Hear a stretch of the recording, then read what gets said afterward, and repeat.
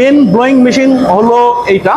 তো সবচেয়ে মজার বিষয় হলো যে এই বায়োডিগ্রেডেবল ব্যাগের মেশিনে কিন্তু প্লাস্টিকও তৈরি করা যায়, যদিও আমরা প্লাস্টিক তৈরিতে আমরা নিরুৎসাহিত করি, তারপরও মানে তৈরি করা যায়, কিন্তু নর্মাল প্লাস্টিকের মেশিনে বায়োডিগ্রেডেবল তৈরি করা যায় না। এর না তৈরি করার কারণ মানে অনেক কিছু পার্থক্য আছে। এখানে ডাইহেডের বিষয় আছে, এখানে স্ক্রুর বিষয় আছে। মানে নর্মাল প্লাস্টিকের যে মেল্টিং পয়েন্ট বা গলনাঙ্ক আর বায়োডিগ্রেডেবলের মেল্টিং পয়েন্ট বা গলনাঙ্ক কিন্তু ডিফারেন্ট। আর তারপরে টেম্পারেচারের বিষয় আছে।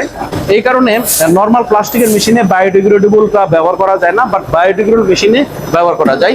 এখানে যদি আমরা একটু দেখাতে চাই, এই মেশিনের মূল পার্ট হচ্ছে এই অংশটাকে বলা হয় স্ক্রু অথবা এক্সট্রুডার।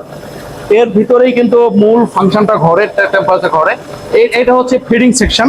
ফিডিং, এখানে অটো লোডার আছে, সরাসরি ব্যাগ থেকে এখানে ফিডিং করা হয়, মানুষ লাগে না এটাতে ফিডিং করার জন্য। আর এটাকে বলা হয় রোটারি ডাইহেড। রোটারি ডাইহেডটা কি? এটা কন্টিনিউয়াস কিন্তু ঘুরতে থাকবে। এই রোটারির সুবিধাটা কি? রোটারির সুবিধা হলো আপনার থিকনেস, এখানে যে ফিল্মের থিকনেস, চতুর্দিকে ফিল্মের থিকনেসটাকে সমান রাখতে সাহায্য করে। আর রোটারি না থাকলে কিন্তু এই ফিল্মের থিকনেস কোথাও মোটা হইতে পারে, কোথাও পাতলা হইতে পারে, এটা আনইভেন হয়।